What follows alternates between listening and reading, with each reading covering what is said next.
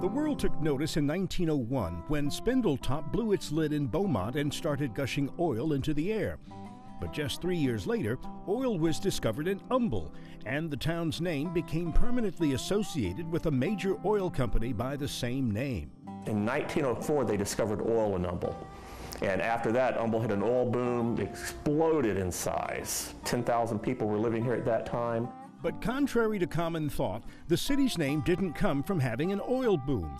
The name came to this area a few years after the Civil War ended, when Pleasant Humble moved to the area.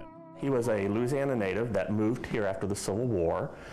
He lived here in this area for a while, and eventually he worked to open a U.S. post office here. They opened it in 1886, and the name of the town he put on the application was Humble, Texas, although the town didn't have a name at that point. So somehow he hijacked the town's name and it became his name. And it's just a little bit odd the way he pronounced his name. The H was silent, so he pronounced it as Humble. Many have described Pleasant Humble as a wandering fisherman that moved to the area and bought some land. However, Moe counters by saying he was a businessman and a politician. He was a Civil War veteran, bought some land here, operated a ferry that had been there for a while. He was elected as one of the Harris County Commissioners, so he had a say in most everything that the county did. So he's a pretty powerful guy. He was a self-taught lawyer, and after he stepped down from being a Harris County Commissioner, he went to the law business and eventually was elected as a Harris County judge for Precinct 4. Now, before Humble gave his name to the city, a number of families had settled in that area following Texas independence. Some worked the land as farmers, others worked in lumber mills, and when the railroad came through, commerce grew. They built a railroad from Houston all the way up through the forests of East Texas and on into Louisiana. It was called the Houston East and West Texas Railway.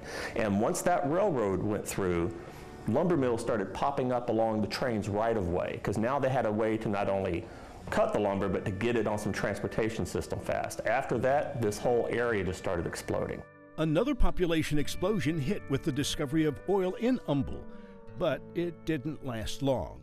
What happened is once they got those oil strikes, Humble Oil, which started buying up other companies, didn't stay here. They actually built a refining plant over in Baytown, so people started moving out to Baytown. The oil people came and went. And when the oil dried up, farming and lumber supported this community through the 20s, 30s, 40s, and some rough financial times in the 50s.